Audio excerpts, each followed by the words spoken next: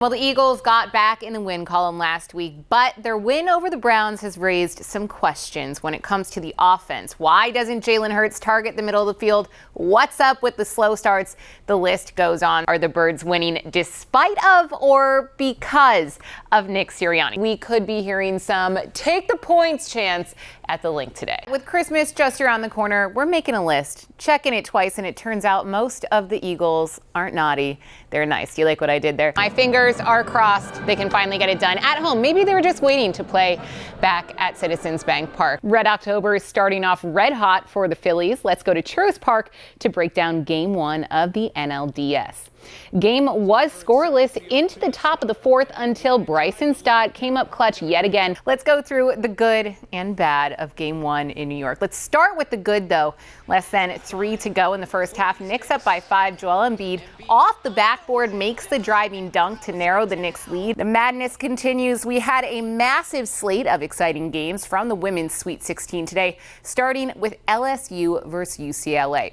Let's break this one down. Third quarter, LSU up by 2. London Jones drills a triple from the wing to put UCLA up by 1. Tomorrow night could also be a turning point in the MVP race conversation. Quarterbacks Jalen Hurts and Dak Prescott are two of the top favorites going into this week. The Sixers say Joel Embiid underwent successful surgery on his injured left knee today and will be reevaluated in approximately 4 weeks. The procedure comes a week after the reigning MVP hurt his lateral meniscus in a loss to the Golden State Warriors last Tuesday. The Phillies look to start the season off with a sweep, breaking down Aaron Nola's first start of the season. Stellar starting pitching meets offensive powerhouse in Astros Cubs. To Citi Field, where the Phillies are preparing to face the Mets for the first time since New York knocked the Phils out of the playoffs in Game 4 of the NLDS last fall. Despite having the best record in the league at 10-1, despite hosting the 8-3 49ers at home, Vegas still thinks San Francisco's going to win. You know the feeling when you're young, you dream of growing up to be a professional baseball player. Well,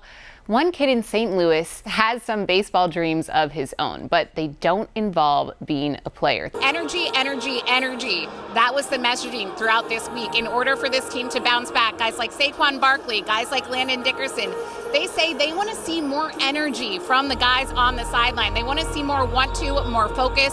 They say execution fuels emotion. And Kobe Dean was telling me he was explaining the environment here in the postseason to some of the rookies like Jahad Campbell. He said it's like trying to describe an amusement park that they haven't been to before. They just have to go out there and experience it themselves. What an insane but incredible way to finish the game. What's going through your mind right now?